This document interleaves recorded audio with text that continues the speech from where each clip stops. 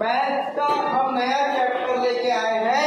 सिर्फ और सिर्फ एक तो चैप्टर बच जाएंगे, उसके बाद हम लोग मैथ को खत्म कर देंगे।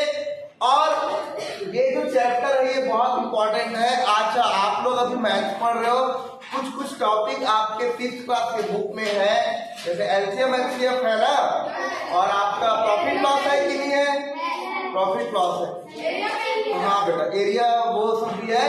तो ये जो आप लोग अभी पढ़ रहे हो वो आपके जब आप लोग 6, 7, 8 में चले जाओगे तो आपको इसका यूज देखने को मिलेगा, आप लोग इसका यूज करोगे। चलो बिना टाइम को वेस्ट किए मैं आज की क्लास शुरू करता हूँ।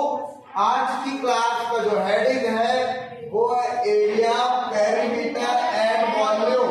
हिंदी में एरिया को हम बोलते हैं क्षेत्रफल, पेरीमीटर को हम बोलते हैं परिमाप, और वॉल्यूम को बोलते हैं आयतन।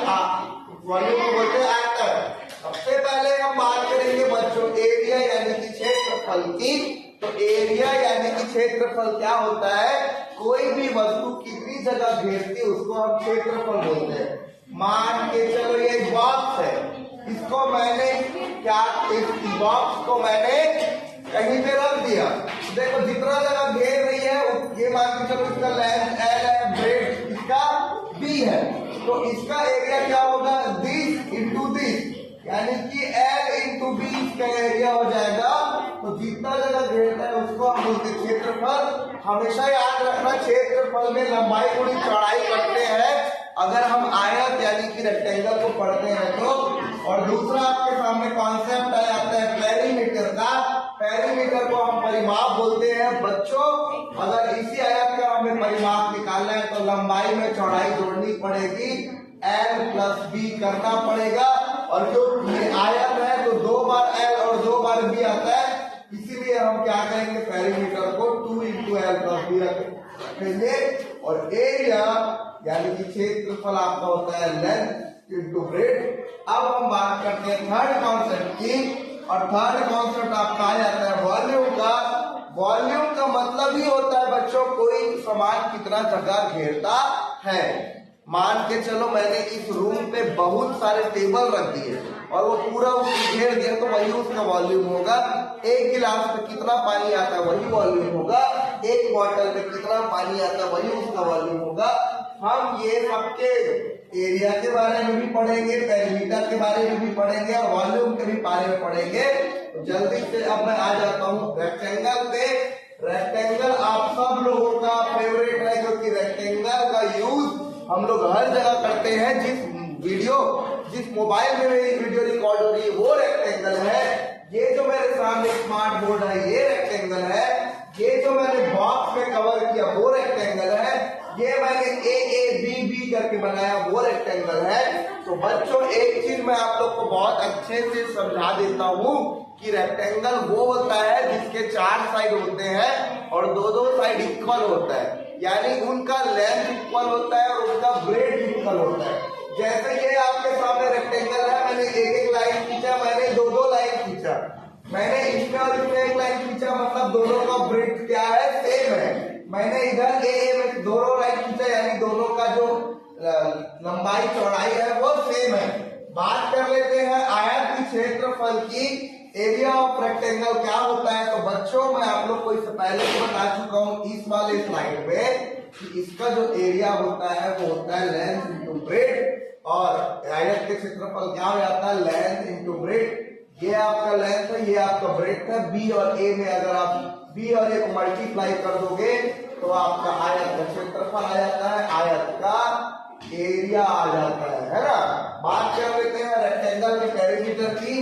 तो पेरीमीटर क्या होता है? आपको चाहे सर्कल का पेरीमीटर निकालने को दिया जाए, आपको चाहे ट्रायंगल का पेरीमीटर निकालने को दिया जाए, आपको चाहे रेक्टेंगल का निकालने का दिया जाए, आपको चाहे स्क्वायर या वर्ग का पेरीमीटर निकालने दिया जाए, तो बच्चों हमेशा याद रखना जो पेरीमीटर होता है वो सभी साइड का जोड़ होता है। The sum of all sides in a given figure is always a perimeter। हम कोई भी फिगर दिया रहता है बच्चों, उसमें सभी साइड को जोड़ देते हैं। जैसे कि ये रेक्टेंगल है, इसके सभी साइड को हमको जोड़ना है, तो ध्यान से समझना।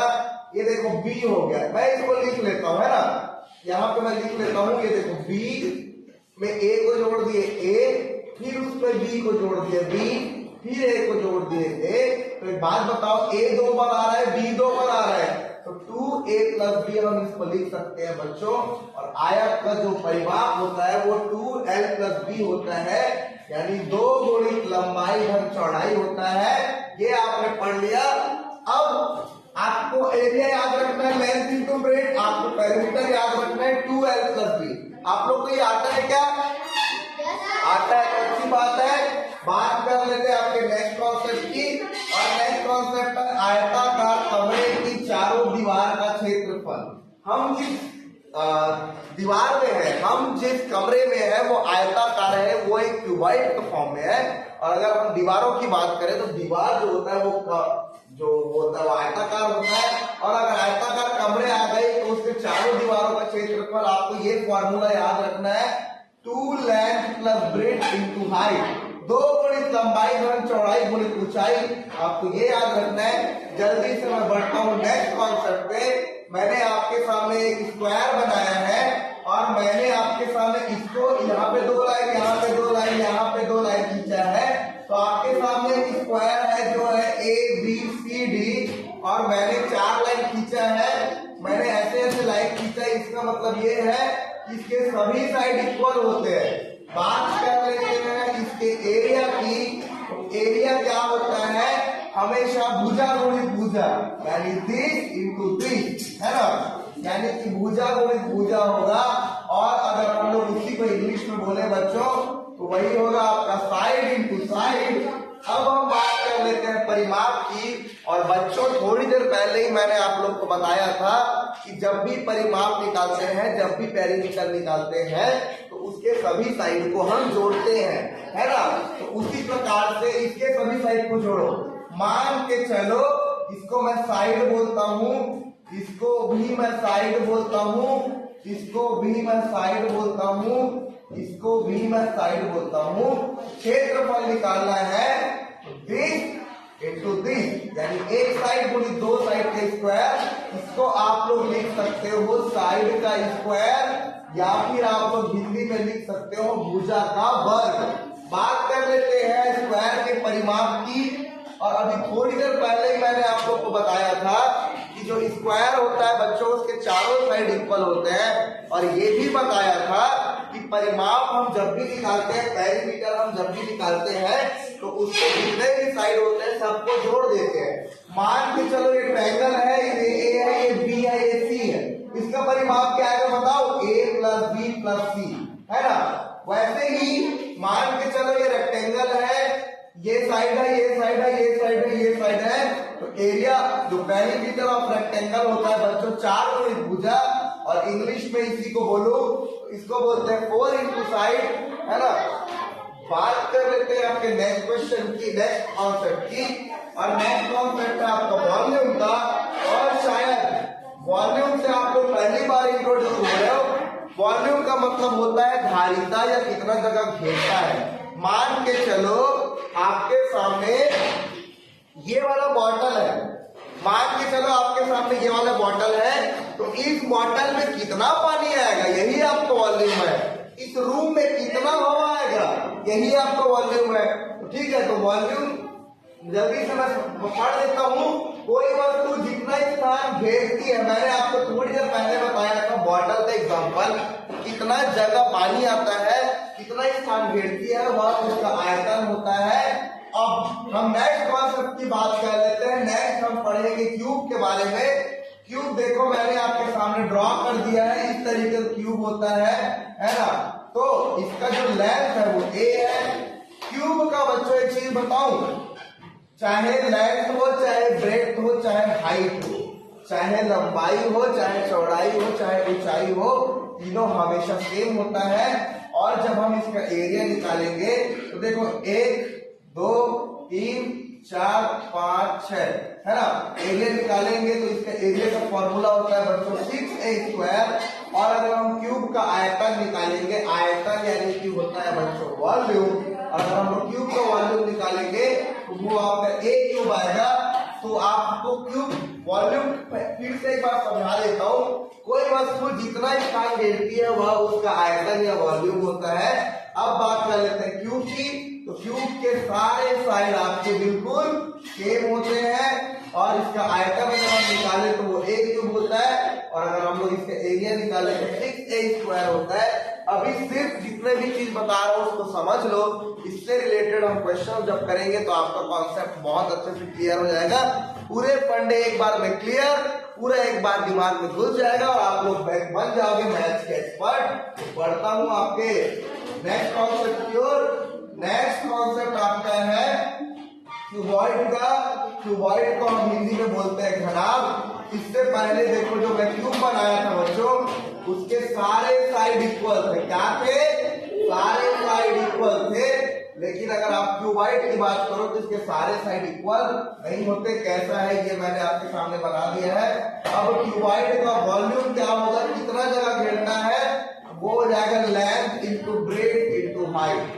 क्यूबॉइड का वॉल्यूम क्या हो जाएगा, LBH। आपको याद रखना है LBH फॉर्मूले का हम यूज करके क्यूबॉइड का वॉल्यूम निकालेंगे। नेक्स्ट आपके सामने है क्यूबॉइड का क्षेत्रफल। यहां मैं इसको इंग्लिश में लिख देता हूं area of cuboid. Area of cuboid होता है 2LB plus BH plus HL। अगर मैं इसी को हिंदी में लिखूं तो ये हो जाएगा 2 लंबाई गुणित चौड़ाई। ध्यान से सुनना और ध्यान से समझना। प्लस चौड़ाई गुणित ऊंचाई, है ना, प्लस ऊंचाई गुणित लंबाई। ये आपका फॉर्मूला होता है 2LB plus BH plus HL। 2 लंबाई गुणित चौड़ाई प्लस चौड़ाई गुणित ऊंचाई प्लस ऊंचाई गुणित लंबाई, ये आपका होता है। नेक्स्ट हम तो अभी हमने जो जो पढ़ा उसको मैं 2 मिनट में जल्दी से रिकैप बना देता हूँ। उसके बाद हम क्या करेंगे, क्वेश्चन आंसर करना शुरू करेंगे। तो सबसे पहले आपके सामने कॉन्सेप्ट आ जाता है एरिया का। तो एरिया क्या होता है, this into this, L into B, ये एरिया होता है। पेरीमीटर की बात करें, कभी भी हमको पेरीमीटर निकालना है तो सभी साइड के लंबाई और चौड़ाई को जोड़ दो तो आपका पेरीमीटर आ जाता है। आयतन, कोई वस्तु कितना स्थान घेरती है उसको हम बोलते हैं आयतन। अब रही बात, हम लोग बात करते हैं रेक्टेंगल की। रेक्टेंगल के लेंथ और लेंथ सेम होते हैं, ब्रेड और ब्रेड सेम होते हैं। मैंने एक एक दो लाइन लगा के किया था। तो रेक्टेंगल का एरिया होता है आपका लेंथ इंटू ब्रेड। रेक्टेंगल का पेरीमीटर आपका होता है 2L प्लस B, यानी कि 2 गुणित लंबाई गुणित चौड़ाई। आयताकार कमरे का चारों दीवारों का क्षेत्रफल अगर आपको निकालना है, ये आएगा 2 गुणित लंबाई गुणित चौड़ाई गुणित ऊंचाई, है ना। बात कर लेते हैं आपके नेक्स्ट कॉन्सेप्ट जो कि स्क्वायर है। ये साइड इक्वल है, ये साइड इक्वल है, ये साइड इक्वल है और ये साइड इक्वल है। मैंने सब में 2-2 लाइन खींच दिया है, यानी कि इसके चारों साइड इक्वल है। इसका बच्चों हमको एरिया निकालना है। This side into this side कर दो, भुजा गुणित भुजा कर दो, या फिर उसको हम लोग लिखते हैं भुजा का वर्ग। साइड इंटू साइड कर दो, या फिर उसको हम लोग लिखते हैं साइड का स्क्वायर। बात कर लेते हैं आपके परिमाप यानी पेरीमीटर की। तो पेरीमीटर आपका होता है 4 गुणित भुजा 4 इंटू साइड। जल्दी से बात करते हैं हम लोग वॉल्यूम की। वॉल्यूम आपके सामने एक नया कॉन्सेप्ट है। कोई वस्तु कितना स्थान घेरता है वही उसका वॉल्यूम है। मैंने आपको पानी बॉटल का एग्जांपल लेके बताया था कि बॉटल में कितना पानी आता है वो उसका वॉल्यूम है। इस कमरे में कितना हवा है वो उसका वॉल्यूम है। तो अब क्यूब की बात कर लेते हैं। क्यूब के सभी साइड इक्वल होते हैं बच्चों, और क्यूब का आयतन यानी कि वॉल्यूम होता है एक क्यूब और एरिया होता है 6 स्क्वायर। बात कर लेते हैं आपके क्यूबॉइड यानी कि घनाभ की। तो घनाभ कैसा होता है, इसके सभी साइड इक्वल नहीं होते। ये मैंने आपके सामने एक घनाभ बना दिया है इस तरीके से कुछ, और इसका वॉल्यूम, घनाभ का वॉल्यूम होता है बच्चों LBH, यानी कि लंबाई गुणित चौड़ाई गुणित ऊंचाई, और घनाभ का क्षेत्रफल यानी कि एरिया ऑफ क्यूबॉइड होता है 2LB plus BH plus HL। अगर उसी को हिंदी में बोलूं 2 लंबाई गुणित चौड़ाई प्लस चौड़ाई गुणित ऊंचाई प्लस ऊंचाई गुणित लंबाई, ये आपका होता है। ये आपको कॉन्सेप्ट मैंने बता दिया। अब हम क्या करेंगे बच्चों, इसके क्वेश्चंस करना शुरू करेंगे, है ना। तो चलो हम लोग इसके क्वेश्चन करना शुरू करते हैं।